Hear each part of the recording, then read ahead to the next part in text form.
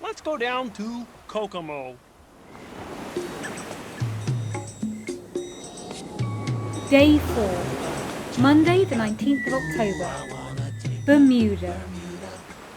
When I wrote yesterday that I was just heading off to a lecture, I didn't anticipate that it would be the start of yet another tale of my stupidity.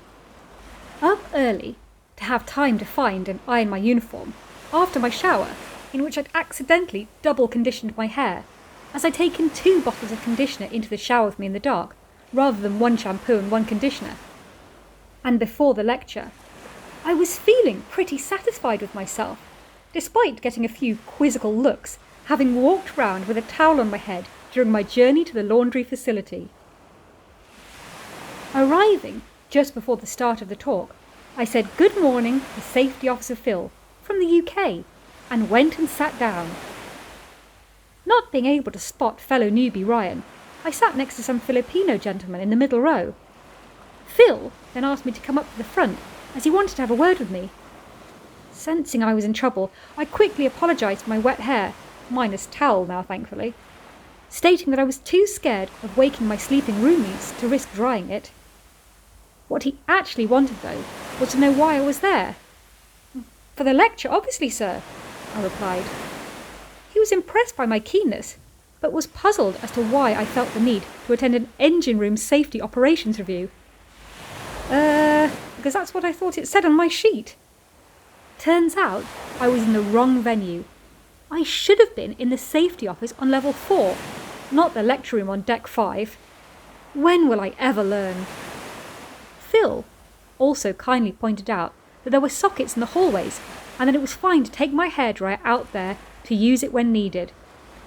By the time I got to work in the casino, complete with super conditioned yet dry hair thanks to Phil's handy hint, I was once again feeling like Muppet number 1. Having completed my shift, which finished as soon as we docked in Bermuda just after midday, I was free to do as I pleased until the casino reopened at 8:30 p.m. I had lunch in the crew mess with some of my casino colleagues and was then kindly shown to the crew mart as I wanted to purchase some laundry detergent now that I'd finally figured out where the washing machines lived.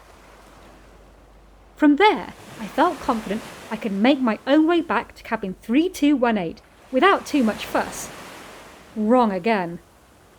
Now that we were docked in port, the main crew corridor that runs through the centre of the ship, known as the I-95 after the main highway across America, was blocked at the midship and forward points due to the gangways used to offload the passengers. I tried to make a simple detour to get around the obstruction, but somehow got myself trapped between 2 shut-off areas. I kept ending back up at the same point, on the wrong side of one of the closed watertight doors. It was like a really rubbish episode of The Crystal Maze, where I'd not been locked in a room, but locked in the entire studio after filming had finished.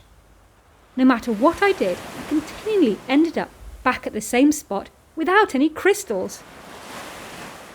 I never did find the correct path, and eventually slumped down against the heavy metal door, resigned to stay there until the gangways were removed and the door opened when we left Bermuda in 2 days' time. Happily, a sympathetic team member found me and guided me across a line of queuing guests, and finally I got my way to the relative safety of my bunk. I killed some time in the cabin, trying desperately not to wake one of my sleeping neighbours by trying to unpack. Unbelievably, this was the first chance I'd had 15 minutes to release the crushed clothes trapped in my suitcase. To do so without making any noise is like trying to eat a bag of Maltesers quietly in the cinema, or a bag of crisps at the snooker, Hayley. Once the passenger line had died down, it was time to don my bikini and creased shorts and head for freedom. Until my evening shift, that was.